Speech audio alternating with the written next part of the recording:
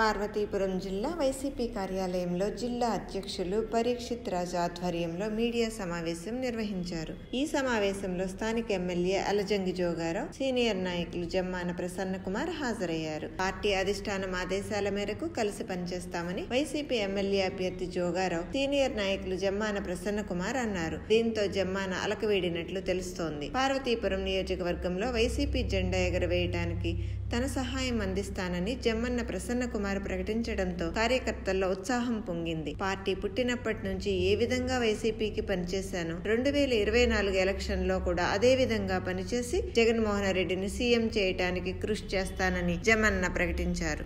ఒకే మాటతో ముందుకెళ్లి పార్టీ బలోపేతం చేసి మళ్ళా ఈ పార్వతీపురం నియోజకవర్గంలో వైఎస్ఆర్ పార్టీ జెండా ఎగరవేయడం ఖాయం ఖచ్చితంగా చెప్పి ఇంతకుముందు 24,000 ఎలాగైతే మెజార్టీ వచ్చిందో అంతకంటే ఎక్కువ రావడానికి మా ఇద్దరం కూడా కష్టపడతామని చెప్పేసి ఇక్కడ వైఎస్ఆర్ పార్టీ శ్రేణులందరూ కూడా మేము హామీ ఇస్తున్నాం.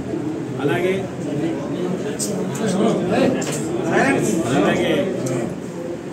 పెద్దలు ప్రసన్న కుమార్ గారికి పార్టీ ఒక స్పష్టమైన హామీ ఇవ్వడం జరిగింది.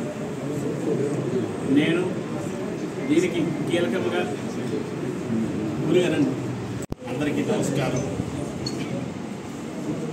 మరి మీ అందరి ఇప్పుడే రాజు గారు చెప్పినట్టు పార్టీ ఆవిర్భావం నుంచి వైఎస్ఆర్ పార్టీ జెండా మన పార్వతీపురంలో ఎగరాలి అనే ఆలోచనతో ఒక్కొక్క మెట్టు ఎక్కుతూ ఈరోజు పార్వతీపురం నియోజకవర్గంలో ఒక స్ట్రాంగ్ పార్టీగా వైఎస్ఆర్ పార్టీని ముందుకు తీసుకెళ్లడంలో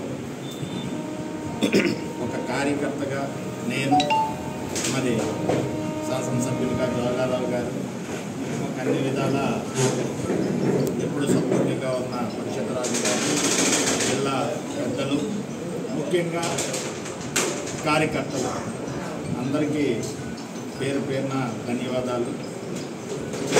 పార్టీ ఆవిర్భావం చేసినప్పటి నుంచి ఒకటైతే చెప్తా, 14 ఎలక్షన్ అయిన తర్వాత ప్రతిపక్షంలో ఉన్నప్పుడు నిజంగా పార్వతీపురంలో జరిగిన పోరాటాలు మరి రాష్ట్రంలో ఏమైనా జరిగాయో లేదో తెలియదు.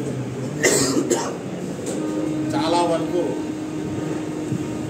ఒక రకమైన కూడా 2-3 ఆస్పిరెంట్లు ఉంటారు, కానీ ఏ రోజు కూడా ఇది పర్సనల్ దీనికైతే మేమైతే ఇచ్చేసుకోలేదు. ఖచ్చితంగా ఒక పార్టీలో ఇక్కడేదో మా ఇద్దరి మధ్య ఇదైనట్టు అనుకోవడం, కానీ నన్ను వైవి సుబ్బారెడ్డి గారు, పెద్దలు రీజనల్ కోఆర్డినేటర్ గారు, అలాగే చంద్రశ్రీని గారు, పల్లటి వీరభద్రస్వామి గారు మా ఇద్దరిని పిలిపించి మరి అభ్యర్థిగా జోగారావు గారిని ప్రకటన ఇప్పటికే వచ్చిన దరిమిలా పార్టీ ఏదైతే 2019లో గెలిచిన మెజారిటీతో మరలా మీరిద్దరూ వర్క్ చేయాలి ముఖ్యమంత్రి గారు స్వయంగా తెలియజేస్తూ